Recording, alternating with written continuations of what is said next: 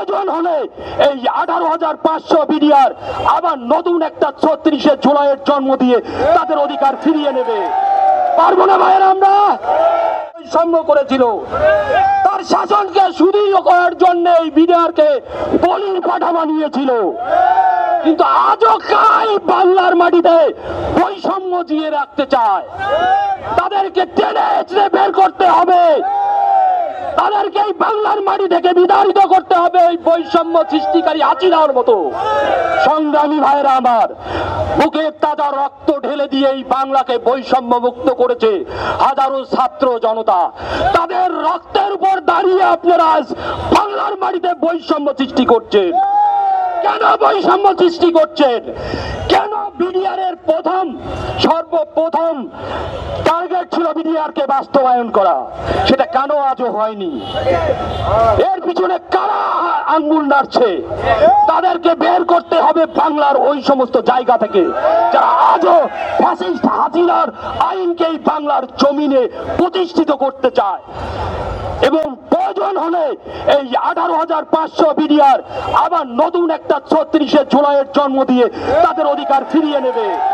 পারবো না ভাইয়ের, আমরা সবাই হাত উঠিয়ে দেখি, পারবো আমরা। আমি আর আমার বক্তব্য দীর্ঘায়িত করব না। সবাইকে এই রাজপথে থেকে অধিকার আদায়ের সংগ্রামী আন্দোলনে একাত্মতা ঘোষণা করে আমি আমাদের ভাইয়ারা কারাগারে আছে, 17 বছর ধরে কারাগারে আছে। আমাদের যে জেল মুক্তি চাই, এমন আমাদের চাকরির দাবি, আমাদের জেল পরিবার মুক্তি চাই। বিডিআর আজকে 17 বছর ধরে কারাগারে আছে, আমি মুক্তি চাই, করা হোক, আমাদের চাকরি ফেরত চাই। তথাকথিত ভারত শাসিত ভারতের তত্ত্বাবধানে শেখ হাসিনার সরকার যে বিদ্রোহ ঘটনা ঘটেছিল, সেই বিদ্রোহ তকমা আমাদের বিডিআর সদস্যদের চাপিয়ে দেওয়া হয় এবং সেই জেরে আমাদের অনেক সৈনিকের চাকরি থেকে বরখাস্ত, বাধ্যতামূলক অবসর এবং জেলে পাঠানো হয়। এখন আমরা দুর্ভিক্ষ মানবেতর জীবনযাপন করতেছি, ছেলে মেয়ে নিয়ে কষ্টে আছি এবং ছেলে সন্তানদেরকে আমাদের পরিচয় দিয়ে কোনো স্কুলে ভর্তি করানো হচ্ছে না এবং লোক সমাজও বিদ্রোহের তকমা লাগানো হয়েছে, যে কারণে আমরা এখন চাচ্ছি আমাদের পুনর্বাসন করা হোক।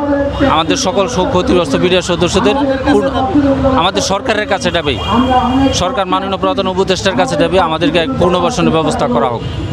আমাদের দাবি মূলত তিনটা দাবির সারবর্গের দাবি হচ্ছে আমাদের চাকরিতে পুনর্বহাল, এবং আমরা যে 17 বছর যে আমরা এই বিগত সরকার আমাদের অন্যায়ভাবে আমাদের চাকরিচ্যুত করে রেখেছে, এই চাকরি আমরা পুনর্বহাল চাই এবং সকল প্রকার সুযোগ সুবিধারও পুনর্বহাল চাই।